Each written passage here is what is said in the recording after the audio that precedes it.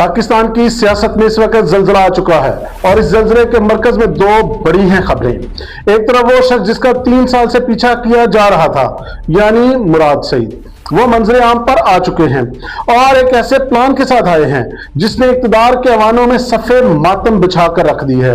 और दूसरी तरफ वो पीपल्स पार्टी जो कल तक नून लीग की इत्तेहादी थी, अब पीटीआई के पांव में पड़ रही है। क्यों? क्योंकि जरदारी साहब को समझ आ गई है कि नून लीग के उनके साथ वो हाथ कर चुकी है जिसका उन्होंने कभी ख्वाब में भी नहीं सोचा था। आज की वीडियो में हम इन तमाम पर्दा नशीनों के नाम आपके सामने बेनकाब करने जा रहे हैं, तो वीडियो को आखिर तक देखिएगा ताकि आपको पूरी बात समझ आ सके। सबसे पहले बात करते हैं मुराद सईद की। 3 साल की रिपोशी के बाद मुराद सईद ने खामोशी तोड़ दी तो गोया बारूद का ढेर फट गया।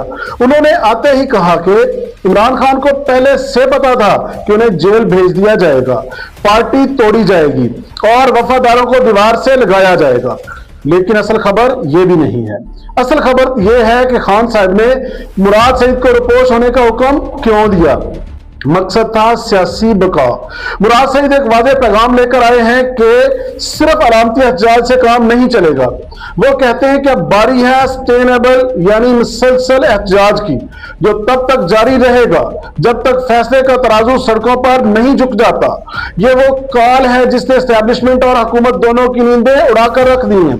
अब जरा इस तरफ आए जहां सियासी जोड़ तोड़ के माहिर आसिफ जरदारी खुद फंस चुके हैं। सीनियर सहाफी असार राना ने जो दावा किया है वो किसी बहुत बड़े धमाके से कम नहीं। पीपल्स पार्टी को अब लग रहा है कि नून लीग ने उन्हें इस्तेमाल करके टिश्यू पेपर की तरह फेंक दिया है। आसिफ जरदारी की सेहत और उनके सियासी मुस्तकबिल पर सवालिया निशानात लग चुके हैं। कहा जा रहा है कि जरदारी और बिलावल अब माइनस हो चुके हैं। सिंध में जीडीए को आगे लाने की तैयारियां मुकम्मल तौर पर हो चुकी हैं और पीपल्स पार्टी को दीवार से लगाया जा रहा है।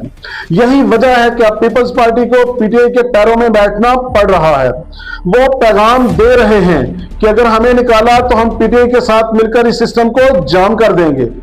याद कीजिए सुहेल अफरीदी का कराची के अंदर इस्तकबाल वो कोई इत्तेफाक नहीं था, वो जरदारी साहब का पावर शो था फैसला साजों के लिए।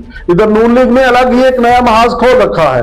गिलगित बल्तिस्तान के इलेक्शन में नवाज शरीफ खुद टिकटें बांट रहे हैं। पीपल्स पार्टी वहां भी ब्लैकमेल हो रही है।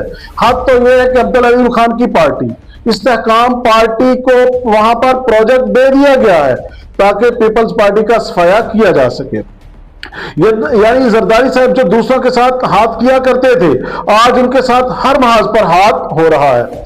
नाज़रीन, अब जरा ठंडे दिलो दिमाग से सोचें। एक तरफ पीटीआई सड़कों पर आखिरी फैसले की तैयारियां कर रही है, दूसरी तरफ नून लीग मरियम नवाज को अगला वजीर बनाने के लिए हर मोहरे को फिट कर रही है। शहबाज शरीफ अपने बेटे हमजा को पंजाब का सदर बनाना चाह रहे हैं, लेकिन दाल वहां भी नहीं गल रही। मौजूदा सूरत हाल यह है कि सितंबर के बाद एक बड़ी तब्दीली नविश्ता दीवार बन चुकी है। क्या पीपल्स पार्टी और पीटीआई का इत्तेहाद मुमकिन है? बज़ाहिर यह नामुमकिन लगता है, लेकिन पाकिस्तानी सियासत में कोई चीज हरफ आखिर नहीं होती। अगर जरदारी साहब को अपनी बका पीटीआई में नजर आई तो वो इमरान खान के पीछे खड़े होने में थोड़ी सी देर भी नहीं लगाएंगे। पाकिस्तान की सियासत इस वक्त इस मोड़ पर आ चुकी है जहां चोरों को मोर पड़ने वाले हैं। सियासत मुराद सईद की वापसी और सड़कों पर एहतजाज की काल क्या रंग लाएगी? क्या पीपल्स पार्टी नून लीग को गिराने के लिए पीटीआई का कंधा इस्तेमाल कर सकेगी? आपको क्या लगता है, क्या पीटीआई को पीपल्स पार्टी पर भरोसा करना चाहिए? अपनी राय कमेंट सेक्शन में जरूर दीजिए। वीडियो पसंद आई हो तो इसे लाइक भी कीजिए, शेयर कीजिए और चैनल को सब्सक्राइब करना ना भूलिएगा।